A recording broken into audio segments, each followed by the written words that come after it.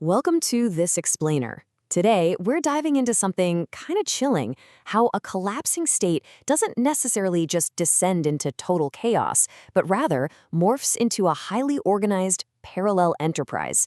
Let's unpack the anatomy of what's called a shadow republic. Okay, picture this for a second. You've got armed bandits literally live on TikTok, casually giving away 52 million naira to their viewers.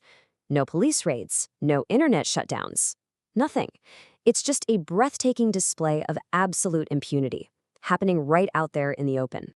And honestly, seeing that leaves us asking one really vital question. How in the world does a state lose track of terrorists who are literally live streaming online? Right? Like, how can massive intelligence and security networks fail so profoundly while victims are out there begging their captors for cash on a public app? Well, the source material points to an answer called a shadow republic. Now, this isn't your classic failed state where everything is just chaotic and burning to the ground. Actually, scratch that. It's more like a parallel governance system that actively mimics a legitimate one. It's driven by this idea known as prebendelism, which is basically when absolute power and state offices are captured and exploited purely for personal financial gain.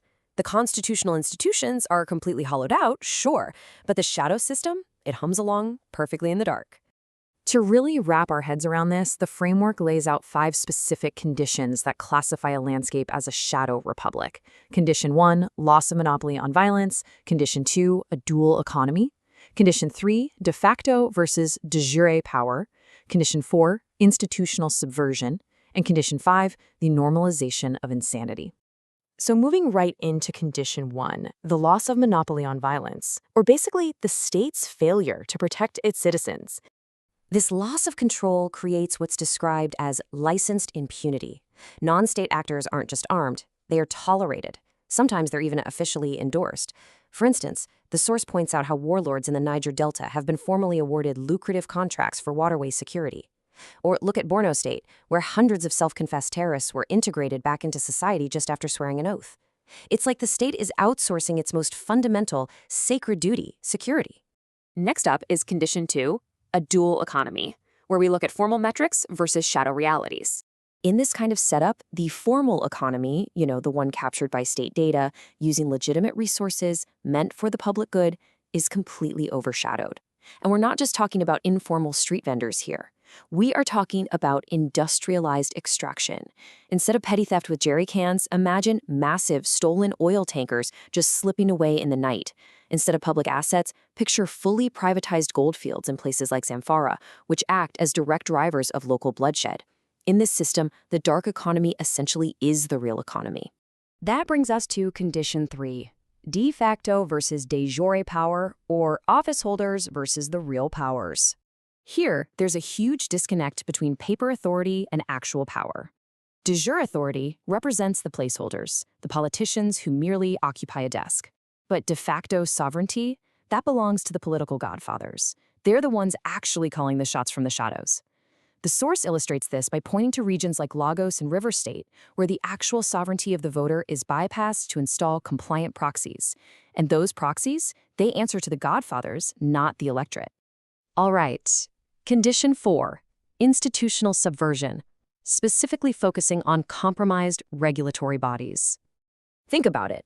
What happens when the enforcers themselves are captured? The regulatory bodies, the military, the police, and even the highest levels of the judiciary become fundamentally compromised. They basically just exist to enforce the unwritten rules of this shadow state. The explainer asserts that high-profile legal prosecutions often turn into mere political persecution, usually designed to punish anyone trying to break away from the fold. Because of this, citizens realize the courts no longer serve justice, so alternative legitimacy begins to flow directly to those shadow enforcers. And finally, Condition 5, the normalization of insanity, which is about victims accepting the failure of the state. So how do you actually measure this complete acceptance of failure? Well, you watch citizens step in to provide their own basic public goods. Step 1, you sink your own borehole because there's no municipal water. Step 2, You install expensive solar panels because the grid is dead.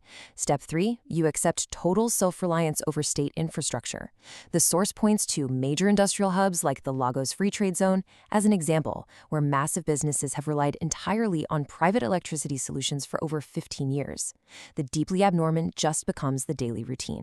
But this normalization carries a really heavy consequence: the complete, systemic devaluation of human life. The source shares a heartbreaking reality. When a math teacher was murdered, his grieving family was reportedly offered a mere 500,000 naira and 2 bags of rice as state compensation, a token they rightfully and proudly rejected. It really shows how the shadow state monetizes tragedy, offering pennies and rice, completely disconnected from the actual suffering of its citizens.